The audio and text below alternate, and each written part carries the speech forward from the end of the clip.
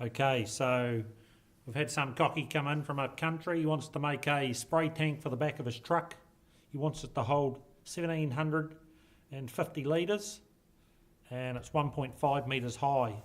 So what we need to do is work out the diameter. We're missing the diameter and that's what we want to find. So you'll remember from previous equations that we need to work out the metres cubed. That is composed of metres squared in terms of the area of the end of the cylinder. And we then times that by the height in metres as well. So we've got 1,750 litres. And we need to divide that by 1,000 and that will tell us that it's 1.75 metres cubed. So that's the volume of the tank. It's 1.75 metres cubed. So we can start to put that into the equation at the top. 1.75 metres cubed equals the area of the end, in metres squared times the height. The height in this case is what? 1.5 metres. So what we need to do is to isolate the area of the end on one side of the equation and have everything else onto the other side. So this figure here is a multiplying factor. When we shift it to the other side of the equal sign, it becomes a dividing factor. So 1.75 is divided by 1.5 and that will equal the area of the end. I'm just going to cross that out there. We've got rid of that. What's the area of the end? Once we do the equation, we've got 1.75 divided by 1.5 and we get a figure here.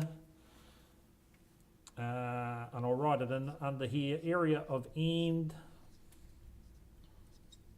equals 1.166 metres squared.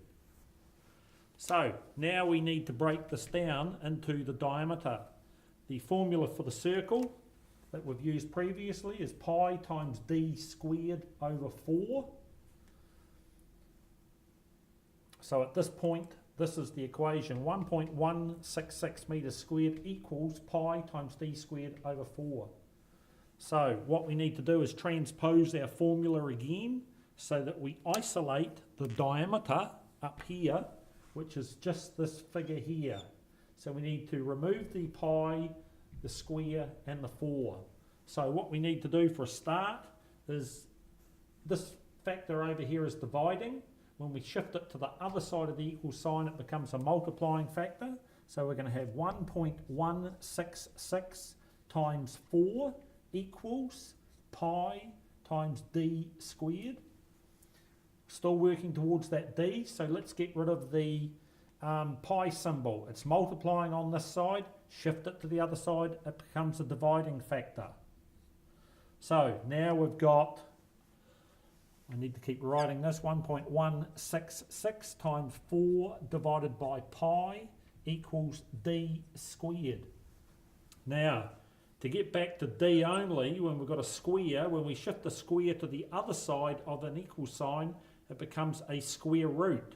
So we get rid of that and we put a square root symbol over the whole equation. So let me do that on the calculator. Push the square root sign. 1.166 times 4 divided by, oh I pushed 3, divided by shift pi equals, and what we get here is d equals 1.218 metres. So up here 1.218 metres, that's the size of his tank that he's going to make for his truck, by 1.5 high, and that'll give him cubic metres here of 1.75. When you times it by 1,000, it comes back to 1,750 litres. So some of your equations are going to give you litres or cubic metres, and you're going to have to work out the diameter given the information with the height, or I'll give you the diameter and you have to work out the height. Leave the equation there, thank you.